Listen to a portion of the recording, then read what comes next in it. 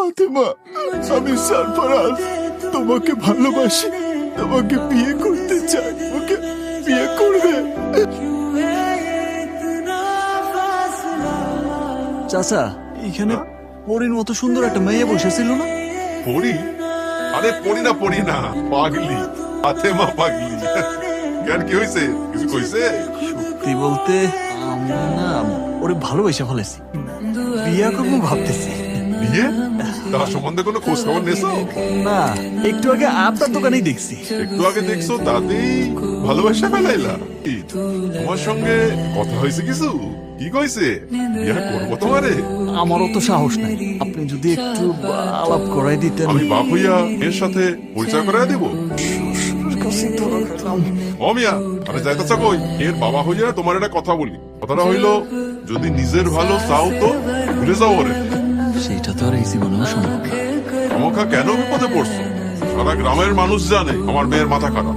ওই মেয়ের বাপ হয়ে আমি তোমারে বলছি, ওর বুদ্ধি হওয়ার পর থেকে একটা পুরুষের সে ভালোবাসে, সে হলো গিয়া সরফরাজ।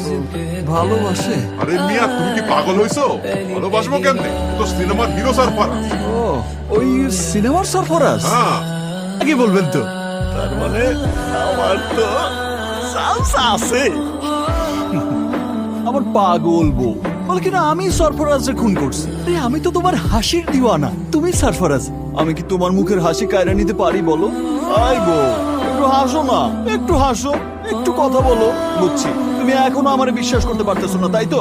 তাই শালা মরবি নাকি? আসো, এই দেখো, এই প্যাকেটে তো তুমি তোমার সরফরাজের রসগোল্লা দিছিলা। আমি এটা বিষ মিশাইছি, আমি বিষ মিশাইছি, সন্দেহ করো তো আমারে? ঠিক আছে, এইবার দেখো এই বিষে আমার কি দশা হয়, দেখো। এ কি করলে তুমি? কে করতে বললো তোমাকে? কেন? তুমি না পাগল, টাস তো পাগল। কি করবো বলো? চোখের পানি আমি সহ্য করতে পারি না। তুমি না হাসলে আমার কিচ্ছু ভালো লাগে না। হাসি হাসি আর হাসি, এই হাসির জন্য কোনদিন তুমি মরবে দেখো। আমি তো সেদিন তোমার প্রথম হাসতে দেখছি, এদিনই তো মরে গেছি।